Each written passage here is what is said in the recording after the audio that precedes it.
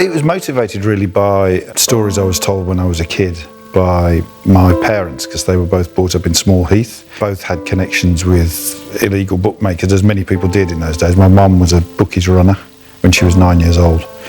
And my dad's uncles, they were Peaky blinders, they were illegal gangsters, and he told me stories about how they looked and how they dressed and how people felt about them and about how life was in those days. So I always felt that this was a drama waiting to be told, and an opportunity came. And so, you know, my parents were kids when they witnessed it, and they told the stories to me when I was a kid. So I always wanted to tell it through the eyes of a kid. It always began with that central character of Tommy. I always wanted him to be the second oldest, just so that it's not a natural thing for him to be in charge, proving that he's in charge for a reason. Aunt Polly was a real person who was my dad's auntie, and was very, very formidable, apparently.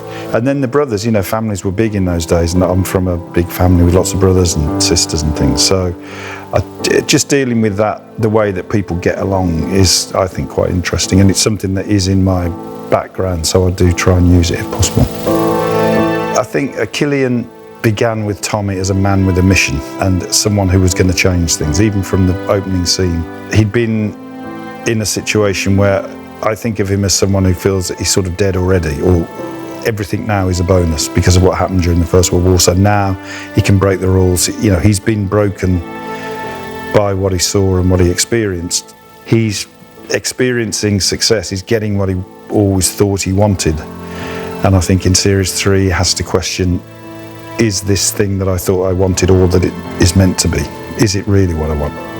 And I think that Cillian has mapped that out beautifully all the way through. He's such a fine executor of a character's progress, and it's a long thing, you know. In TV, it's not like a film where you can sort of get your hands around it quite easy. With this, it's such a long-term thing, and he's done it beautifully.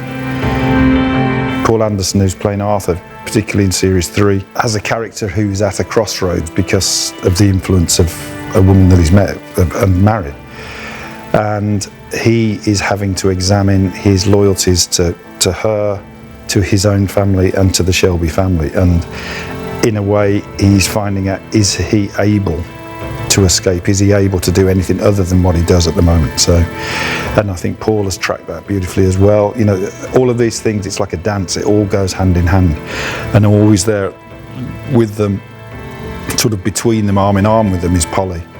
And Helen is just the mistress of all of this. You know, she's just so good at being scary, of being formidable, of being vulnerable. Especially in Series 3, we find her vulnerabilities much more. It's just such a joy to have actors of this caliber to take those characters on. It's wonderful.